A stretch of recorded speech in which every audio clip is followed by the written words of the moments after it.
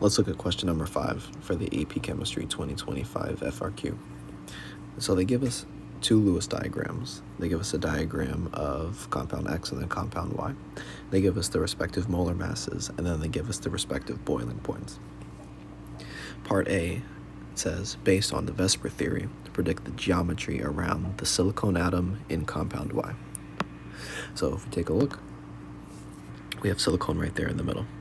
And then in order to predict the geometry, we have to know the number of domains that are around that atom. So we have 1, 2, 3, 4 domains around the silicon. So 4 domains corresponds to an sp3 hybridization, and then this hybridization corresponds to a tetrahedral structure. Now we have to think, well, are there any lone pairs that occupy these domains? There are none. They're all just sigma bonds or single covalent bonds. And then so that's just going to be a tetrahedral shape. So we have tetrahedral for our answer for A. For part B, it tells us a student claims that compound Y has a higher boiling point than that of compound X because compound Y has stronger London dispersion forces. Do you agree or disagree? Justify your answer. So comparing compound X and compound Y, we know that really the only difference is going to be the center atoms. So then for compound X, we have a carbon in the middle, and then in compound Y, we have silicon in the middle. So they explicitly tell us that compound Y has a higher boiling point, and the student is saying, well, it's because compound Y has stronger LDF, or London dispersion force. So London dispersion force is created by the electrons that are in a compound or in a molecule. So in order to determine a tiebreaker between London dispersion forces, we have to think about the quantity of electrons. So we can use molar mass as a relative metric in order to predict which has more electrons. And so if we think about these, compound Y has a greater molar mass, so it is more likely to have more electrons overall. And then if we compare carbon and silicon, silicon has more electrons in comparison to carbon.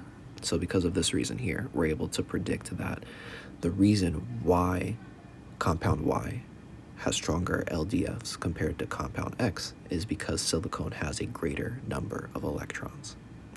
More electrons means that a compound is more likely to be polarizable. So we would agree, and we would say because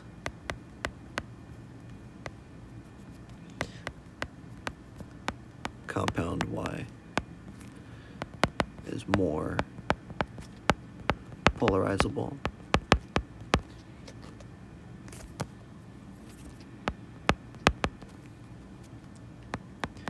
due to it having more electrons than compound X.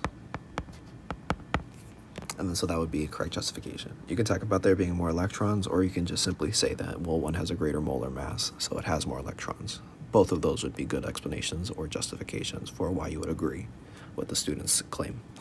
If we take a look at part C, it tells us an equimolar mixture of the two compounds is heated, so we have equal mole amounts of each compound.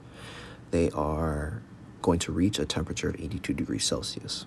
Which compound will have the higher vapor pressure? And then justify your answer. So vapor pressure is this property of gas particles or vapor atoms exerting a force on the surface of a liquid. So the more gas particles you have, the greater that vapor pressure is going to be. And then so they're asking, well, they're both heated to 82 degrees Celsius, so which one will have the greater vapor pressure at that temperature? We have to look at their boiling points and then compare. So between these two, X is far more likely to undergo vaporization or boiling at 82 degrees Celsius. So because of that, you're going to get far more gas particles of compound X at this temperature. So because there's more gas particles, that means it is going to have the greater vapor pressure. So your justification would be that compound X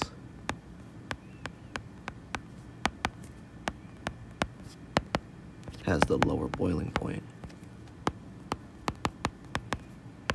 Therefore, it will have more gas particles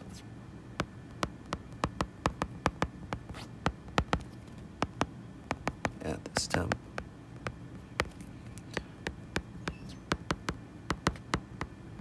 resulting in a greater vapor pressure.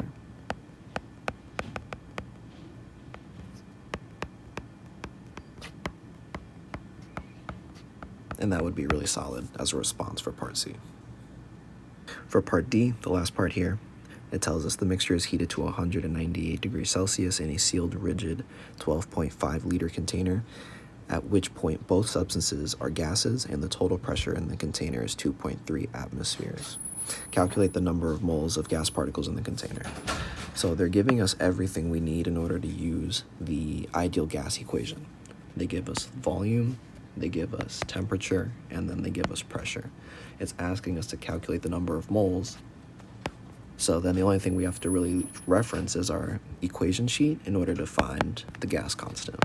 And then so because of the units that we're given, we're going to use this form of the gas constant, 0.0821.